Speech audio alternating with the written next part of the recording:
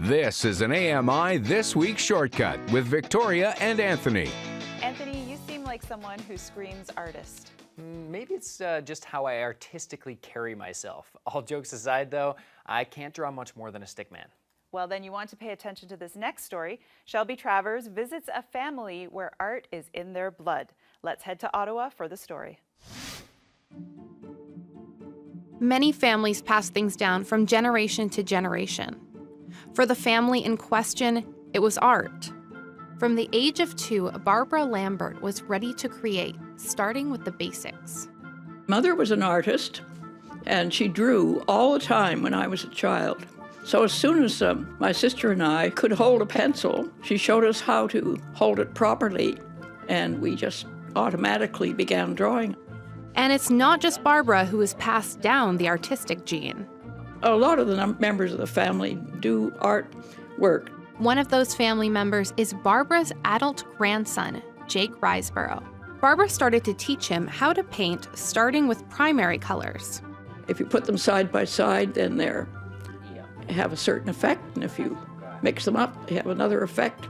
But I didn't tell him ever what he should paint, what the subject should be. Would you like to add something to my painting? Yeah. Okay. We have just about the same colors, so. Jake recalls what it was first like painting when he was just 15 years old. I just got paper and then put colors on paper. 14 years later, Jake has been growing his work as an artist during his time at the Being Studio. Artistic director of the studio, Rachel Gray, describes the work the studio does. Being Studio is a studio space that supports the creative practices of artists with developmental disabilities. Yeah. But what do you think? Yeah. Do you think that would be a nice one? She tells me what she noticed when first watching Jake create. One thing that I was stunned by when I first watched Jake work is just the confidence and speed in which he creates. So he'll sit down and he'll have an idea and he'll spend a lot of time developing the idea, but then when he knows what to do, he just goes. And then he'll stop and he'll look at it and then he'll start again. And so this energy, I find, is really palpable in the paintings. You can really see it there. You can see it in the strokes and in the texture of the paint. As Jake has grown as an artist during his 8 years at Being Studio, so has his work. He says he started with abstract because it was easier at first. It was a good thing to start with, and then when I was in the studio, my work got more about. So now that work is more developed, what does he paint? I do animals and baby paintings now. Since art is all about the audience, I figured it was time for Jake to show me one of his paintings. Starting with a piece called Super Mega Babies. All right, Jake, we're in front of an easel with one of your pieces on it. Can you describe to me what it looks like? It's super babies.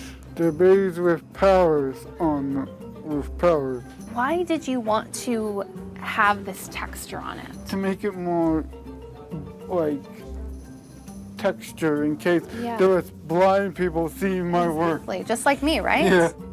I loved Jake's pieces and how he thought of different audiences being able to appreciate his work through texture. It made me feel happy and free. So what does Rachel think of his pieces? They make me laugh. I think they're really funny. I think they're really alive.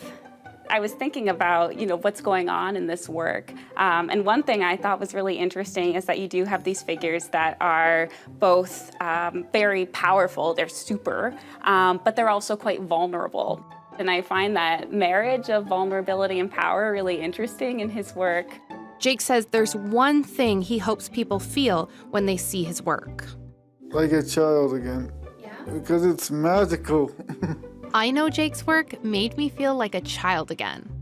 But for his grandma, she feels that plus more.